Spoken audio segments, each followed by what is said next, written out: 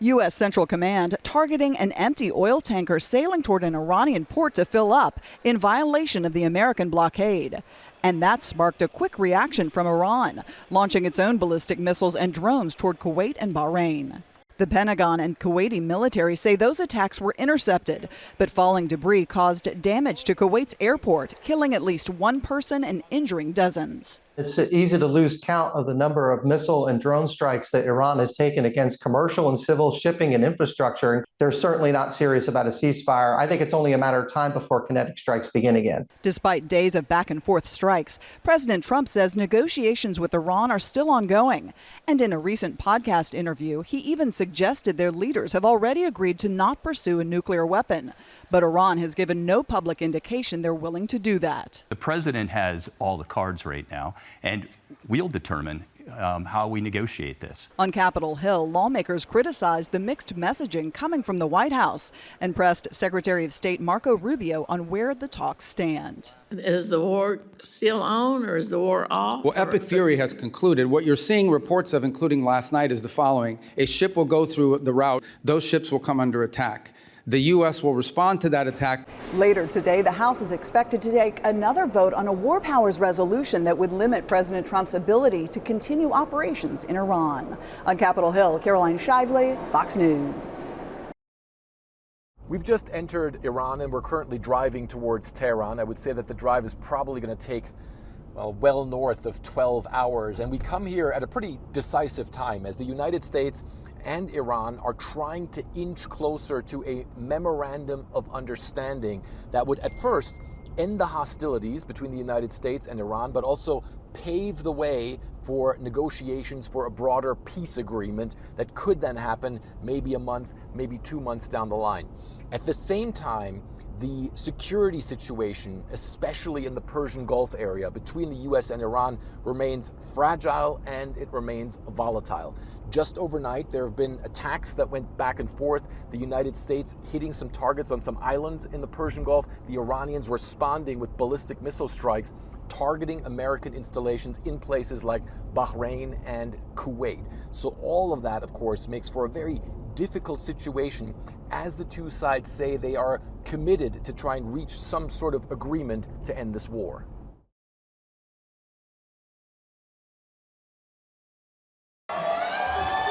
Incumbent Los Angeles Mayor Karen Bass advancing to the November runoff despite criticism over how she handled wildfires and homelessness during her first term. Los Angeles is where I was born and raised.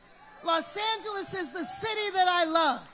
Los Angeles is the creative capital of the world. But it could take days to find out her opponent as state officials count mail-in ballots. Republican challenger Spencer Pratt, who is currently in second place, is already laying out his plan to defeat Bass in the fall. Obviously, God wanted 5 more months of me exposing all the failures of our mayor. So it's going to be a fun ride. I hope she's ready. In the race for California governor, Trump-backed Republican Steve Hilton and Democrat Javier Becerra have emerged as frontrunners. The world today needs California's shining example more than ever. It's optimism. It's inclusion. Californians want us to move into a new era where we're actually focusing not on ideological crusades, but on practical things. But President Trump's endorsement faced a setback in Iowa, where Congressman Randy Feenstra lost the GOP primary for governor. In the state's crucial Senate race, Democrats rallied behind former Paralympian Josh Turek, who will face off against Republican Ashley Hinson to replace retiring Senator Joni Ernst. Iowa sure does love an underdog. And in New Jersey's 12th congressional district, Adam Hamawee won the Democratic primary with a platform that calls for the abolishment of ICE and an arms embargo on Israel. In November, Hamawee will face Republican Greg Mealy, who ran unopposed in his party's primary. In Washington, Martha Rivera, Fox News. We are not moving forward with the fund, period. Acting Attorney General Todd Blanche telling a House panel the Justice Department is scrapping plans to create President Trump's highly criticized anti-weaponization fund. The reasons for the fund is something that President Trump talked about for a long time, which is the fact that there were a lot of people in this country who had their government weaponized against them. The proposed $1.8 billion fund was meant to compensate the president's political allies, who he claimed were targeted during President Biden's administration. Settlements could have even gone to Trump supporters who were part of the January 6th riots at the Capitol. We've heard from both Republicans and Democrats, constituents and Americans across the country about this fund, and I think they would love to be reassured that this fund will not progress. The fund came out of a settlement between the president and the IRS over his leaked tax returns, but the legality and oversight of the fund was immediately questioned. Are you going to issue a new memo in writing, rescinding that May 18th memo? I'm not committing to putting anything in writing. I'm just concerned because you're not under oath, and I want to trust you and I want to believe you. We all do, but putting it in writing would settle that issue. Despite abandoning the fund, the settlement term barring the IRS from investigating Trump's family or businesses for past tax issues remains intact. In Washington, I'm Kevin Cork, Fox News. A new Bank of America report calls the 2026 FIFA World Cup the largest sporting event ever staged. According to a FIFA and World Trade Organization study cited in the report, this year's World Cup could add roughly $41 billion to global GDP and support more than 800,000 jobs worldwide. In the U.S. alone, that's an estimated 185,000 jobs and more than $17 billion in GDP generated.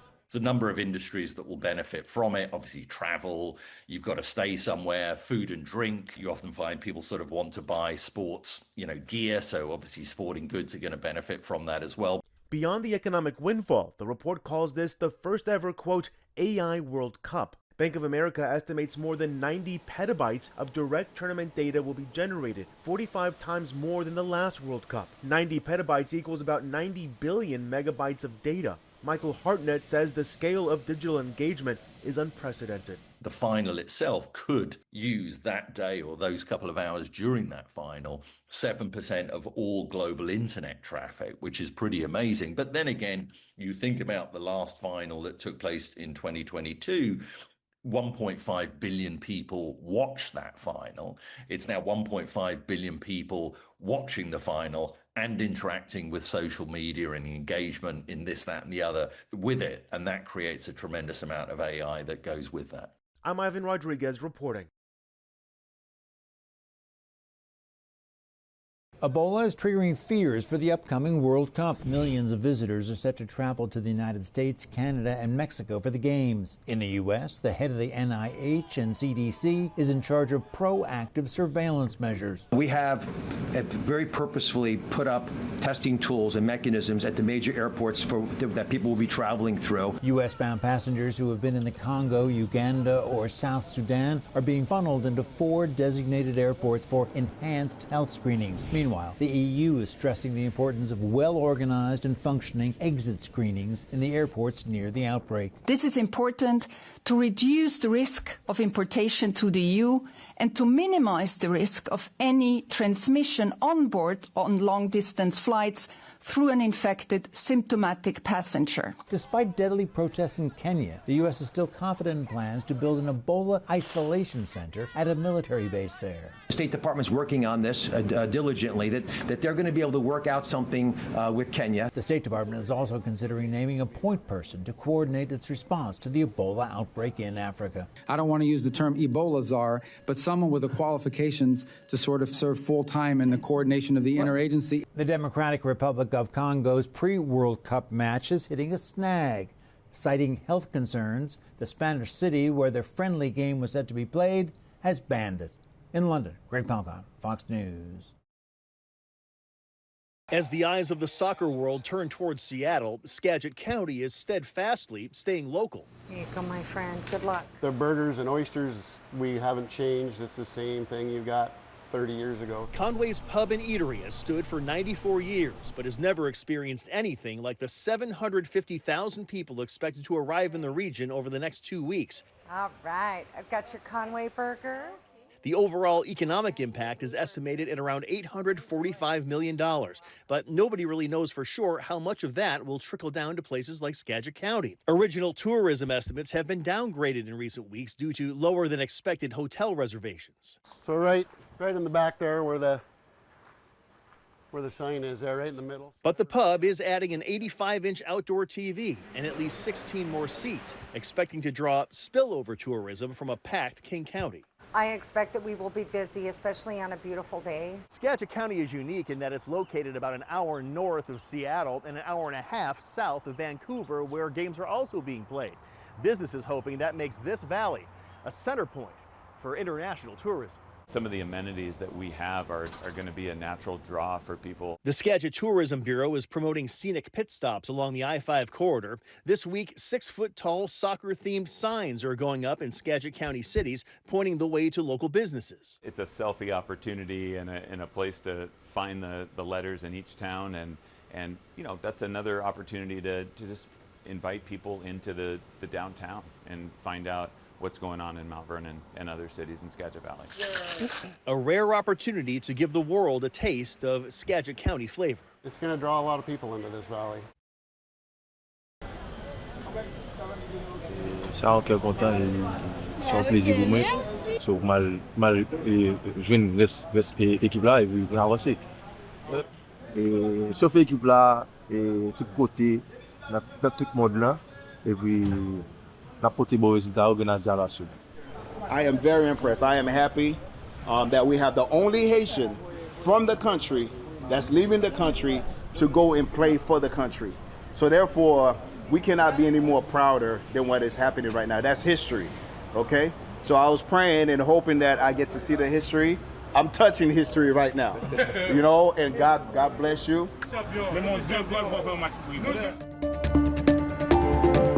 After several music tour cancellations, some are claiming the music industry is suffering as tickets go unpurchased due to high prices and other economic factors, while others say this is just business as usual. So we spoke with several experts to see if Blue Dot Fever is a reality or just a fever dream. Canceled concerts provoking online buzz of Blue Dot Fever, a reference to ticket buying platforms and the blue dots you see that represent unsold seats. Venues and promoters, the people who organize the concerts, they write their contracts with the agents and the managers who work on behalf of the artists with a certain break-even point in mind. Music professor Andrew Mall says that could be 60 to 70% of tickets sold. If they see a sea of blue tickets, then they do a cost-benefit analysis and decide, hey, we're not going to break even, we're going to lose money on this venture. Then they have to cancel. So is live music suffering from a Blue Dot Fever or something else? This is a music industry vibe session story. Sam Howard Spink, director of the music business program at NYU, says what started as an online meme turned into a flashpoint for concerns about cost of living and where entertainment spending fits in. People love to talk about it, but the data shows that there aren't more cancellations than usual. Ticket prices are expensive, but they're not radically more expensive than they've been since the pandemic. With recent cases of artists pulling the plug, a sign not of a fever, but how tours can be a tricky business. For the right kind of artist, it can make an enormous sums of money. For mid-tier or smaller artists or emerging artists, touring can be a very challenging economic space. The flip side is that when the touring works, right, when the agents and the promoters find the right size venue and find the right price, people are actually really hungry for live music. And to that point, some of the artists who canceled stadium tours here in the United States have reportedly seen sellouts in other markets such as Europe, where experts say the venue size, prices, as well as demand from their fans may be a better fit. In Washington, I'm Michael Yoshida. Come here, baby. Come here. You okay? Come here. It's okay. Chandler Police Sergeant Jeff Fox says it was about 105 degrees outside on May 11th. But inside the car where this pup was found, it was far hotter. So I took the temperature reading in there and it was 132 degrees in there. People who noticed the dog told a security guard who led police to her. The vehicle was not running, the window was cracked, and there was a small cup of water in there for the dog, but you could tell that it was already in distress by the time that we got there. Thankfully, the car was unlocked, so Sergeant Fox opened the door and took her out. Police estimate the dog was trapped for up to 30 minutes while her owner shopped. He was cited for animal cruelty. The pup was checked by a vet and is now recovering at the Arizona Humane Society. Police don't believe the owner's actions were intentional, but advocates say incidents like this happen because people don't realize how fast cars heat up. Every year, on average, nearly 40 children die in hot cars. and even more pets die in hot cars. Studies have shown that even cracking the windows or parking in the shade is not effective. Pets and kids are especially sensitive. A dog's body temperature rises much more quickly than ours does because they just can't regulate the way we do. The only thing that's effective is to not bring your pets and leave them in a vehicle as the temperatures start to rise. This is nicotine, and you've been lied to about it your whole life. In the land of the influencer, nicotine is having kind of a moment. Nicotine, which I would highly recommend to every person in this room, is a life-enhancing, God-given chemical. That's just my view. Nicotine is a cognitive enhancer. Nicotine has long been thought of as dangerous for its connection to cigarettes, but now some big names are saying it's the tobacco that makes cigarettes dangerous and hyping nicotine as a wellness hack. There is good evidence, unless you have cancer, that you should use a small amount of nicotine if you want your brain to work better. Nicotine itself does not cause cancer. There's no evidence that it's carcinogenic. It may, in fact, have some health benefits. The American Lung Association calls nicotine highly addictive and says influencers often fail to account for the danger and long-term harm of using it. But fans like fitness creator Erin Oprea swear by it. She wears a 3.5 milligram patch of nicotine almost every day. Started researching about the perimenopause, the brain fog. I'm like, there has to be something to this. Do you remember the first time you used it? Absolutely. Tell me about it. Energy was through the roof. How would you characterize your relationship with nicotine? It's a good friend of mine. Me and nicotine are pals. I have gotten so many amazing DMs about using the nicotine patch. What's qualifying you, if you're not a doctor, to give medical recommendations? Oh, I don't give medical recommendations. I share information and then I say, hey, go study on your own and find out if it's best for you. Dr. Paul Newhouse has been studying nicotine and its effects on the brain for decades. We think that nicotinic stimulation may have cognitive benefits for some people under some conditions, but not a general benefit for everyone. How risky is this? Well, I think the short-term risks are not large. Many people will get side effects from using nicotine and they will find it unpleasant and they will stop. But certain people may find it habit-forming. I just think we should be a little cautious about just taking anything because some influencer said it. It feels like you're watching a documentary. It's actually quite a hard skill. It really happened. Idris Elba is now a knight. King Charles knighted the actor, musician, and activist at a Windsor Castle ceremony Tuesday for his services to young people. Idris and his wife, Sabrina Elba, founded a charity to support diaspora communities, and he's a goodwill ambassador to the King's Trust, which works to help vulnerable young people. I wake every morning knowing that something is missing. Outlander fans, take heart. Starz released this sneak peek of Outlander Blood of My Blood Season 2 and announced the prequel series will return September 18th. This is your story. Michael is coming home. The film about the iconic performer's rise to fame lands on digital and VOD June 9th and 4K Ultra HD, Blu-ray, and other home video formats July 14th. It's made more than $850 million in worldwide ticket sales. In Hollywood, I'm David Daniel. You're the new lawyer? I am he, Daniel Lanceflower. Jennifer Lopez and Brett Goldstein find themselves involved in an office romance. There is someone I like. It's my boss. She's dynamic. She's incredible. This is not a date. This is a work dinner. Cheers. She's not sure about it, but not for long. Want to have dinner? Yes. Goldstein wrote the script with Lopez in mind, but says he wasn't sure about acting opposite the superstar. The first scene where I meet her, I'm nervous. So it was the easiest acting job. That first scene, I'm glad we shot it in order, because that first scene is just me seeing her in real life. Good day, Jackie. Miss Cruz. Jackie's fine. Everybody calls me Jackie. Bye, Jackie. Bye, Jackie. Bye, Jackie. I have never called her Jackie before. She's kind of misunderstood, and people think she's intimidating. And she is a strong, powerful woman, but she's also fun and goofy and very sweet. You two having sex with Jackie?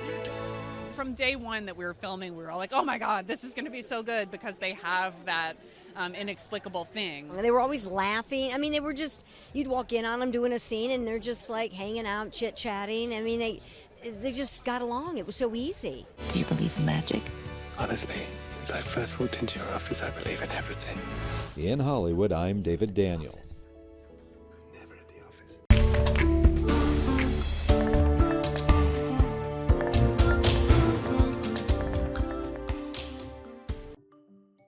Take a look at shocking video showing a bear attacking a man outside a factory in Japan. The video, captured outside the Fukushima Steelworks in Fukushima City, shows the bear chase the man down, then briefly jump on him before being scared away by an arriving vehicle. According to TV Asahi, officials say the bear had been locked inside of a building and traps were set up to try to catch it. They also report 4 people had encounters with the bear and all escaped with non-life-threatening injuries. An owl ended up unscathed after being freed from a very sticky situation after it was discovered trapped between the trunks of a tree in Florida. The bird was crammed at the base of the tree when Pasco County fire officials arrived, but a responder was able to very slowly, very gently slide the owl up and out of the tight spot, allowing it to spread its wings and fly to freedom. Finally, freedom from high gas prices is not something most of us have these days, but a Florida artist may have found the solution, swapping petroleum for pear-troleum. Okay, to be fair, this giant pear on wheels is still powered by gasoline, just much less so than Andrew Glubby's standard car. That's why, according to Road and Track, the sculptor crafted the lightweight Fruitomobile and is using it to travel across the country. After all, why pay the lion's share when you can get from here to there in a big old pear with dough to spare? Think about it. For Take a Look at This, I'm Jeremy Roth. Uber is telling us about the weird, wacky, whimsical, and sometimes just standard stuff left in the back of their rides. They've shared their 2026 Lost and Found Index. Let's start with the strange and, frankly, kind of gross. Here's the top 10 most unique items seen in the back seats. We've got dentures with 2 teeth, breast milk, human hair, a Donny Osmond group picture, an ankle monitor, 420 donuts, or 420 donuts, depending on your preference, George Washington Hospital discharge papers, a sack of marbles, an oxygen tank, and gold mouth grills. Top trending left behind items include Labubus. Parents, look at me. Don't leave those behind. Don't do it. Crocs, fitness equipment, hats, vapes, and flowers. And here's the normal everyday top 5 finds: phones, wallets, luggage, keys, and headphones. And people in some cities are much more forgetful than others. New York, Miami, Chicago, San Francisco, and Los Angeles. If you're in a spot that made that list, don't forget to double check your pockets before stepping out. Fox 54 Plus has your news, sports, and weather. Start your evening with Fox 54 at 5:30, delivering the latest headlines and live reports straight from the scene. Then, stay informed with Fox 54 News at 9, featuring your Tennessee Valley certified most accurate weather impact team, tracking everything from tornado threats to traffic delays during severe weather. Fox 54 Sports Extra brings you more of what sports fans crave, with deeper insights, expert analysis, and all the action that matters most. On Fox 54 Plus, you'll also find Alabama politics, plus 24/7 weather radar and real-time forecasts to keep you ahead of the storm. Looking for a quick recap? Don't miss Fox 54 Week in Review, highlighting the biggest stories of the week. Jumpstart your morning with Morning Rush, fast-paced news updates featured with uplifting stories from across the globe. Get your entertainment fix with Getting Real, where we break down movie reviews, top 10 lists, and spotlight the newest film. Die Hard fan? Locked On Sports dives deep into the Crimson Tide, the Tigers, college rivalries, and pro action. True crime warrior style? Killer Cases brings you gripping real-life stories that stick with you. Hungry for more? Cooking with Style serves up mouth-watering recipes that are easy to make and impossible to resist. From movie previews before you head to the theater with Take a Look to must-know headlines from across the region and around the world with In the News. Watch all of these shows on demand and also on the Fox 54 News app. Available on Android and iOS devices. Streaming 24/7.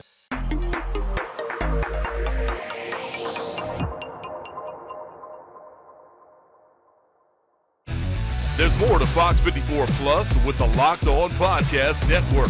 From the Tide to the Tigers, from college teams to pro, the Locked On Podcast Network gives you insights and analysis you just can't find anywhere else. These kids, they want to play. But I don't think so. I think it was Chad Baker Mazzara. Locked On Sports, streaming every day of the week and right here on Fox 54 Plus.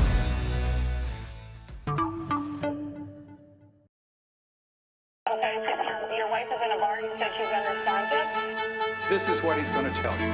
He's trying to find the first place to put a body. No, sir. The only thing they could do was kill him. The jury and to find the defendant